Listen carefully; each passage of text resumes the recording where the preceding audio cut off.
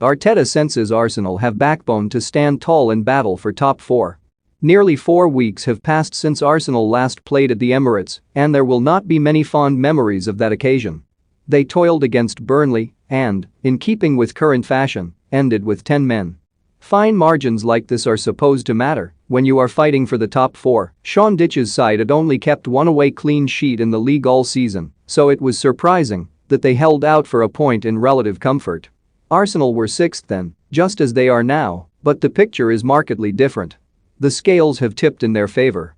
A win at Molineux in their only game of the intervening period helped, but the shortcomings of those around them have done just as much to define the mood.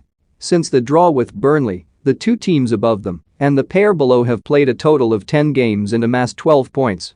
Manchester United, West Ham, Tottenham, and Wolves remain squarely in the Champions League race, but, despite barely kicking a ball for a month, Arsenal find themselves in the box seat. They have 3 games in hand on United and West Ham, who are 4 and 2 points ahead of them respectively.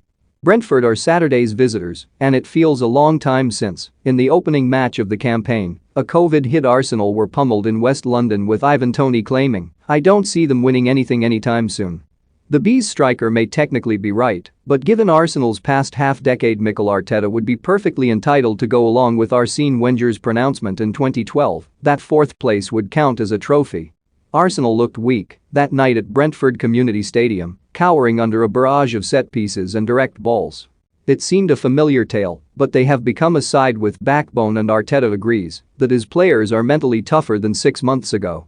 "Defeats are a big part of that mental toughness," he said. "They prepare you, they make you tougher.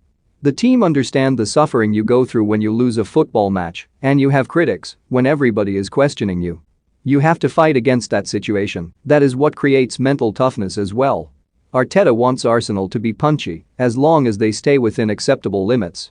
That, in itself, has caused plenty of discussion since Gabriel Martinelli's unusual sending-off at Wolves. It was their 4th red card in 6 games across all competitions and the 15th of the manager's 26-month reign. Arsenal are not a dirty side, more one prone to fleeting lapses of judgment that are natural in a young squad that probably needs to operate near the edge to compete. The theories about refereeing bias and conspiracies circulating among sections of the fan base are nonsensical, even if the consistency of top-flight officials has patently been imperfect, but Arteta is canny enough to know them against us means it can work in Arsenal's favor. 100%, he said when asked whether a bunker mentality would bring his squad closer together. "I want the team to feel they have the tools and the right mindset to face anything in front of us. Whether it's through injuries, bad decisions, through whatever way it comes, the team has to be prepared. That mental toughness is something you have to work on every single day." One element of context against Brentford, before any new controversies come into play, is the fact Arsenal have little wriggle room where squad depth is concerned.